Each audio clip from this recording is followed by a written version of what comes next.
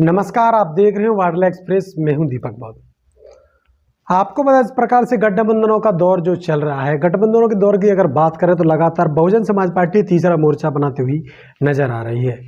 लोकसभा 2024 के चुनाव की अगर बात करें तो लोकसभा 2024 का चुनाव किस हाल में बहुजन समाज पार्टी लड़ना चाहती है, चाहे वो कांग्रेस हो या फिर वो भारतीय जनता पार्टी, उनके कतई साथ नहीं जाना चाहती है। क्योंकि बहुजन समाज पार्टी की senior leader, Bahujan Samaj party की राष्ट्रीय अध्यक्ष बसपा सुप्रीमो बहन मायावती जी का कहना है कि अगर बसपा गठबंधन में जाती है तो कहीं ना कहीं उनको फिर सम्मानजनक सीट देना जरूरी है।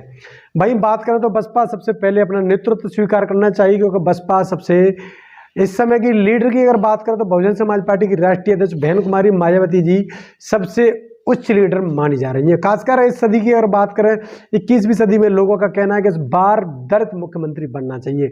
तो बसपा सुप्रीमो बहन मायावती जी से बढ़कर अभी तक कोई दलित ऐसा नेता नहीं है जो कि प्रधानमंत्री के रूप में देखा जा सके। तो वहीं बात कर रहे हैं हम गठबंधनों के दौर में, वहीं पंजाब की। पंजाब में अकाली दल और बहुजन समाज पार्टी का गठबंधन जारी रहेगा, क्योंकि प्रदेश अध्यक्ष जसबीर सिंह गढ़ी ने कहा है 2024 के चुनावों को लेकर। प्रदेश अध्यक्ष जसबीर सिंह गढ़ी कहते हैं अकाली दल और गठबंधन को लेकर बसपा सुप्रीमो बहन मायावती जी के अन्य सीनियर नेताओं के साथ अपने निवास पर विचार किया और मीटिंग के दौरान यह फैसला लिया गया कि पंजाब में आने वाले लोकसभा चुनाव में दोनों पार्टियां संयुक्त रूप से चुनाव लड़ेंगी।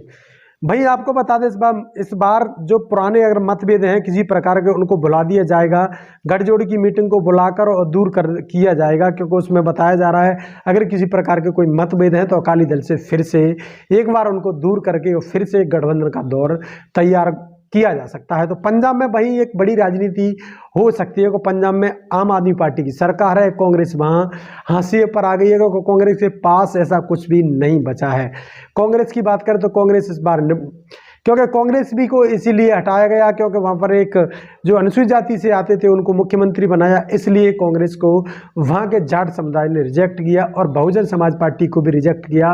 भारतीय जनता पार्टी पहले से रिजेक्ट की हुई है, तो इसलिए कांग्रेस को इस बार फिर से रिजेक्ट कर दिया। और वहां पर इस बार बहुजन समाज पार्टी के एक मौका है कि कहीं ना कहीं बहुजन समाज पार्टी इस बार कुछ बड़ा कमाल कर सकती है। इस बारे में चली एक लंबी बैठक को बसपा के पंजाब यूनिट के अपना पक्ष रखा तथा फिर पंजाब के 4 मुद्दों पर ध्यान केंद्रित करने के लिए बसपा सुप्रीमो दिशा निर्देश दिए कि बसपा की राष्ट्रीय अध्यक्ष बहन कुमारी मायावती जी पंजाब को राजनीति पर विस्तृत रिपोर्ट तथा गंभीर मंथन के बाद दिशा निर्देश जारी किए कि बहुजन समाज पार्टी पंजाब में श्रोमणी अकाली दल के साथ चुनाव लड़ेगी। तो वहीं बात करता अपनी ओर कभी गठजोड़ की आंच नहीं आने देंगी। कैडर कैंपों के जरिए बसपा कैडर और पूरे पंजाब में कैडर आधारित बूथ कमेटियों को तैयार युद्ध स्तर पर, ताकि लोकसभा चुनाव भी जीता जा सके। बहुजन समाज पार्टी की राष्ट्रीय अध्यक्ष बहन कुमारी मायावती जी ने कहा है कि इस बार पंजाब के अंदर युद्ध स्तर पर कार्य किए जाएंगे और बहुजन समाज पार्टी वहां पर इस बार किसी भी स्थिति में पहले 2 लोकसभा चुनाव जीत चुकी है और वो वहां पर इस बार कुछ प्राप्त कर सकती है। वहीं बात करें कैडर कॉम्पाउंड ब्लॉक स्तर पर और विधानसभा स्तर पर युद्ध स्तरीय तैयारियां की जा रही हैं। जसबीर सिंह गढ़ी यहां पर कहते हैं कि इस बार अभियान चलाया जाएगा बसपा के पक्ष में और बसपा से जोड़ने के लिए लोकसभा की जो सीटें हैं वो भी केंद्रीय स्तर पर बसपा हाईकमान तय करेगी कि अकाली दल को कितनी देनी है।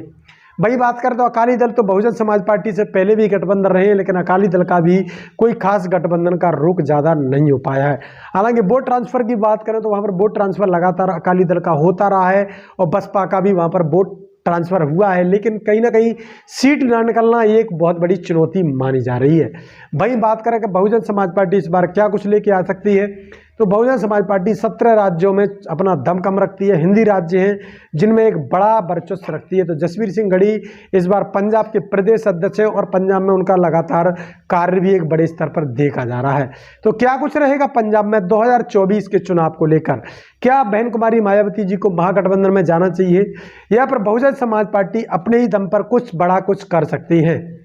तो 2024 के चुनाव क्या कुछ लेकर आ रहे हैं, आप हमें राय प्रतिक्रिया दे सकते हैं हमारे चैनल पर, क्योंकि 2024 लेकर आ रहा है एक बड़ा चुनाव है। जहां बात करें राम मंदिर को, जहां बीजेपी अपना मुद्दा बना सकती है, तो भाई कांग्रेस की जो यात्रा चल रही है, भारत जोड़ो यात्रा लेकर जिस प्रकार से राहुल गांधी कांग्रेस के निकल रहे हैं, तो कांग्रेस की राहुल गांधी की जो यात्रा है उसका मध्य प्रदेश, राजस्थान, छत्तीसगढ़ में भी यह यात्रा निकाली गई, लेकिन यहाँ पर कांग्रेस 2023 के विधानसभा चुनाव में टाटा फिस करती हुई नजर आई। जिन जिन क्षेत्रों में कांग्रेस की जो यात्रा गई थी वहां कांग्रेस का सुपड़ा साफ होता हुआ नजर आया। तो कहीं ना कहीं कांग्रेस यहां पर अपना दमखम नहीं दिखा पा रही है। तो बहुजन समाज पार्टी क्या कुछ कर सकती है?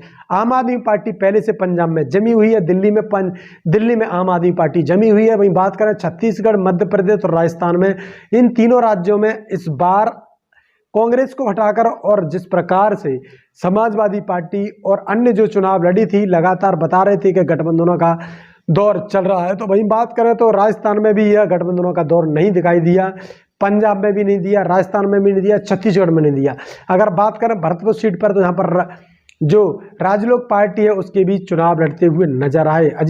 जहाँ पर अजीत जी की जो पार्टी है उसके भी प्रत्याशी भरतपुर से चुनाव लड़ रहे थे। तो भाई कहीं ना कहीं बताया जा रहा है कि इस बार चुनाव में कुछ बड़ा हो सकता है, क्योंकि जो इंडिया गठबंधन बन रहा था, इंडिया गठबंधन की टाइम फिक्स हो गई है। लोकसभा चुनाव में क्या कुछ कर पाएगा, विधानसभा चुनाव में लगातार, अगर मध्य प्रदेश की जोरा सीट की बात करें तो वहां पर समाजवादी पार्टी भी चुनाव लड़ी, वहां पर कांग्रेस भी चुनाव लड़ी, वहां पर आम आदमी पार्टी भी चुनाव लड़ी, अन्य जो इंडिया गठबंधन बनने जा रहा था उसके जो संबंधित जो पार्टियां थी वो सभी चुनाव लड़ती हुई नजर आई।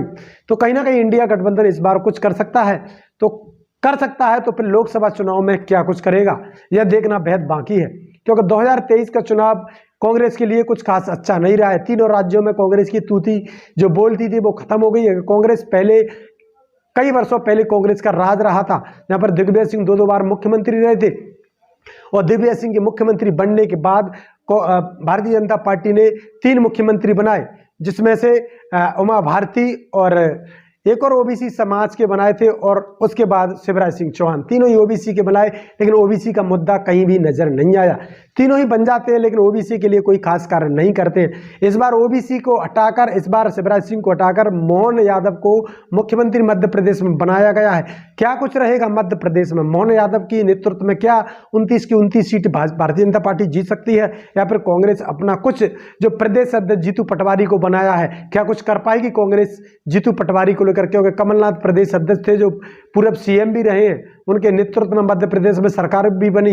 इस बार कांग्रेस का सब कुछ खत्म हो गया है, और कांग्रेस क्या मध्य प्रदेश के अंदर जीतू पटवारी के नेतृत्व में कुछ बड़ा कर पाएगी?